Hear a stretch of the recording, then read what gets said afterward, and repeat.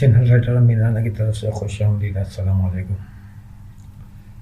یہ کہانی خواہش ہے، اس کا یہ نمبر 2 ہے۔ نمبر 1 میں نے کچھ کہانی کا ایک پیراگراف پڑھ لیا تھا، تو نمبر 2 میں یہ ہے کہ یوسف ایک شریف النفس لڑکا ہے، ماں باپ کا بچپن میں انتقال ہو چکا ہے۔ یوسف کے ماں باپ کا اپنے تایا کے ساتھ رہتا ہے۔ یوسف کی تائی یوسف کو پسند نہیں کرتی، وہ چاہتی کہ یوسف یہ گھر چھوڑ کر چلا جائے۔ اچھا، تایا کے بیٹے اور بیٹیاں بھی اپنی والدہ کے ساتھ ہیں، صرف تایا ہی یوسف سے محبت کرتا ہے، مگر تایا اب بیمار رہنے لگا ہے، وہ یوسف کی زیادہ حمایت نہیں کر سکتا۔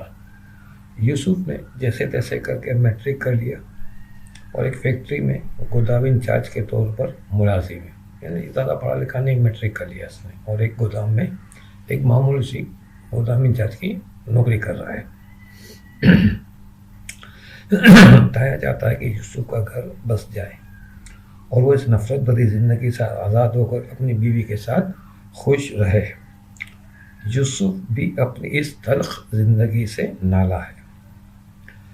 تایا اپنے تعلقات کے لوگوں سے یوسف کی شادی کا ذکر کرتا ہے اور اس طرح نفیسہ کے پاس پہنچ جاتا ہے، نفیسہ خاتون کے پاس، جو سائقہ کی والدہ ہے۔ وہ نفیسہ کے گھر کے حالات دیکھ کر نفیسہ کو مشورہ دیتا ہے کہ یوسف بن ماں باپ کا لڑکا ہے، نفیسہ کی بھی ایک ہی بیٹی ہے، اگر وہ یوسف کو گھر داماد بنا لیں تو یوسف کو نفیسہ کی صورت میں ایک ماں مل جائے گی اور نفیسہ کو بیٹا مل جائے گا۔ نفیسہ کو یہ بات بہت اچھی لگتی ہے، اس کی سمجھ میں آ جاتی بات تو ٹھیک ہے، کیونکہ اگر سائقہ کی شادی ہو جاتی ہے، وہ رخصت ہو جاتی ہے، تو نفیسہ بھی اکیلی ہو جاتی ہے، تو اس طرح اس کو ایک سہارا مل جاتا ہے، تو اس شادی کے لیے راضی ہو جاتی ہے، مگر سائقہ بڑا واویلا مچاتی ہے۔ نفیسہ اسے سمجھاتی ہے کہ یوسف شریف لڑکا ہے، میٹرک پاس ہے تو کیا ہوا، تنخواہ تو اچھی ہے۔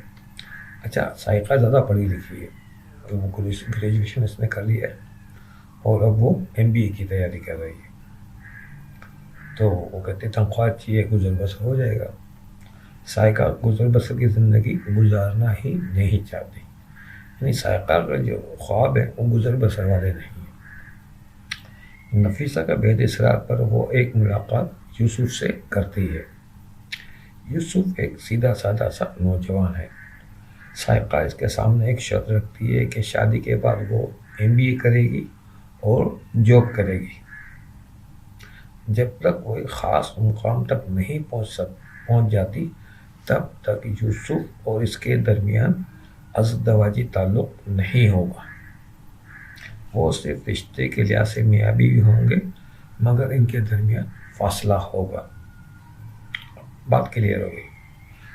یوسف سائقہ کی بات مان لیتا ہے، کیونکہ یوسف جس تلخ زندگی سے دوچار ہے، اس کے مقابلے میں اسے یہ زندگی بہتر نظر آتی ہے۔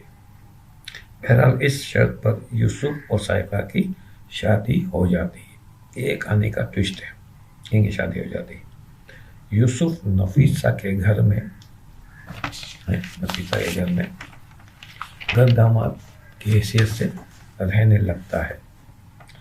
نفیسہ کو یوسف کی عادتیں اور طور طریقے بڑے اچھے لگتے ہیں، اور سائقہ کو جاب کرنے اور MBA کرنے کے مواقع مل جاتے ہیں۔ یعنی نفیسہ کو یوسف کی بات اچھی لگتی ہے، یوسف کو ایک ٹھکانہ مل جاتا ہے، گھر مطلب جہاں جو تائی اور ان کے بچوں کی تلخیاں وہ جھیل رہا تھا اور ان کی باتیں سنتا تھا، تو اس سے اسے نجات مل جاتی ہے۔ سائقہ کو اپنا یہ ہو جاتا ہے آسانی کہ وہ جاب کرنے لگتی ہے اور MBA کے مواقع اس کو ملنے لگتے ہیں۔ تو یہ ایک ہے کہ سب کا ایک معاملے میں، اس معاملے میں ایک طرح کا فائدہ ہی ہے۔ یہ کہانی یہاں پہ ہم روکیں گے۔ اس کی وجہ یہ ہے کہ کہانی ہم تھوڑی آگے بڑھاتے ہیں، تاکہ اگر جنہیں دلچسپی ہے تو وہ بھی دیگر پڑھ لے اپنی. تو آگے کہانی میں ایک اور ٹوسٹ ہے, ایک اور کردار داخل ہوگا جس کہانی کو ایک نیا رنگ دے گا. تو انشاءاللہ اگلی نشست میں اس کہانی کو ہم اور آگے بڑھیں گے. تو جب تک کے لیے آپ کچھ انتظار کر لیجیے. تو جن صاحبان نے ابھی تک میرا چینل اگر سبسکرائب نہیں کرو پلیز سبسکرائب کر لیں. ویڈیو پسند آئے تو اسے شیئر کریں تو اپنے دوست احباب رشتہ داروں وغیرہ میں. اور چینل کی پروموشن کے لیے, اس کو آگے بڑھانے کے لیے آپ کو کاوشیں کر سکتے ہیں تو ضرور کریں. میری گزارش ہے آپ لوگوں سے جو اس کو دیکھنا چاہتے ہیں کہ یہ جو نا یہ شوبز کے لوگوں کی دلچسپی کی چیز ہے, اور خاص طور پہ ان افراد کے لیے, ان خواتین حضرات یا نوجوان لڑکے لڑکیوں کے لیے جو رائٹنگ کی طرف دلچسپی رکھتے ہیں. تو ان کو یہ کہانیاں اور سب چیزیں ان کو سمجھ میں آئیں گی. میں تو اپنا ایک ریکارڈ مرتب کر رہا ہوں. اگر اس میں اللہ پاک نے وہ راستہ بنا دیا تو ٹھیک ہے, ورنہ اللہ پاک وہ راستے کھول دیتے ہیں. تو کام تو انسان کا اللہ پاک چلاتے ہی ہے, ہر ایک کا کسی نہ کسی طرح کچھ نہ کچھ کام چلتا ہی رہتا ہے. تو یہ ایک میرا اپنا ایک اتنی ساری چیزیں میرے پاس پڑھی ہے, تو میں نے کہا میں ایک ویڈیو کی شکل میں خود پڑھ کے اپنی کہانیاں سناتا ہوں. یہ یوٹیوب میں ابھی تک کوئی ایسی چیز مجھے نظر نہیں آئی کہ کوئی رائٹر اپنے ہی بنائی ہوئی چیزیں وہ لوگوں کے سامنے پڑھ کر پیش کرے. لوگ اپنی کہانیاں اور چیزیں چھپاتے ہیں.